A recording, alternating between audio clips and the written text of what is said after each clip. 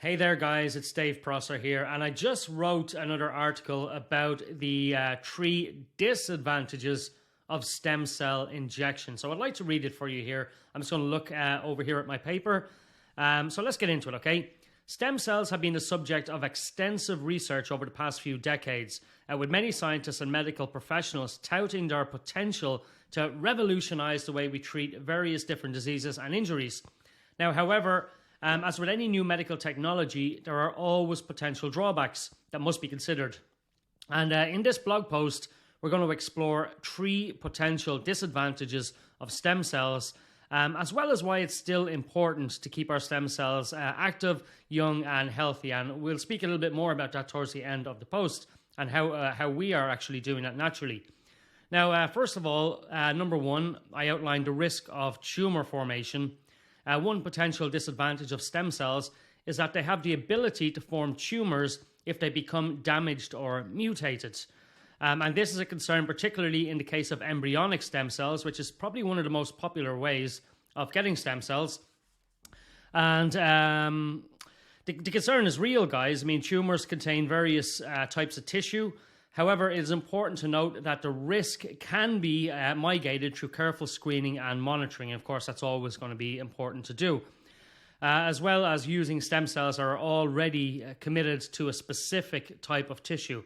Now, stem cells, I'll go off on a bit of a tangent. When we get stem cell injections from an embryo or whatever, they can be put into a muscle or your shoulder or your leg. Tony Robbins actually spoke about this in his new book, Unshakable, of how he received stem cell injections into his shoulder and they fixed it right up super quickly. So number 2, I outlined the ethical concerns. Another potential disadvantage of stem cells is the ethical concerns that may have been raised around the issue. And this is particularly true in the case of embryonic stem cells. For obvious reasons, of course, they're derived from the human embryos. There are ethical concerns around using embryos for research purposes, particularly when those embryos are destroyed in the process. However, it's worth noting that there are many alternative sources of stem cells that do not raise these ethical concerns, such as adult cells and induced pluripotent stem cells. Now, the third point I brought up was the rejection of the immune system. And this is common. A lot of people, they speak about getting stem cell injections and they just don't work, or they have to keep going back for more. So let me get into that. So another potential disadvantage of stem cells is that they can be rejected by the immune system if they're not a close enough match to the recipient's own stem cells. And this is a concern particularly in the case of stem cell transplants, which are used to treat a variety of conditions, including certain types of cancers.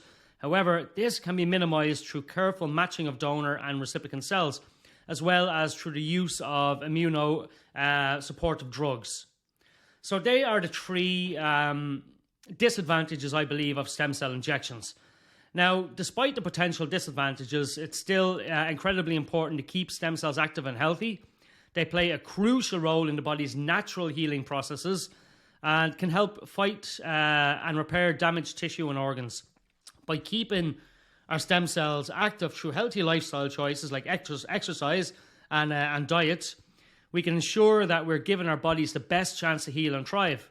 Additionally, ongoing research into the use of cells and how it addresses some of the potential drawbacks of the technology may one day lead to more effective treatments in a wider range of conditions. So it's important to look at the negative aspects as well, if there is any. And I think I outlined 3 good points there.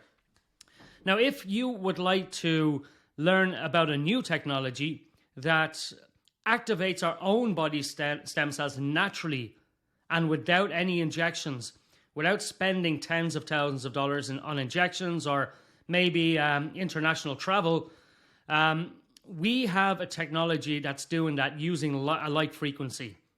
If you'd like to learn more about that and hear from, we've over 4,000 people now in our community on video sharing their experiences. If you'd like to learn more about that, just send me a message, or there's probably a link around here somewhere or a form to fill it out, and I'll get that information over to you. I'll send you an invite to our community, and you can learn more about how we are activating our own body stem cells naturally. So that's it until the next video. I will talk to you next time.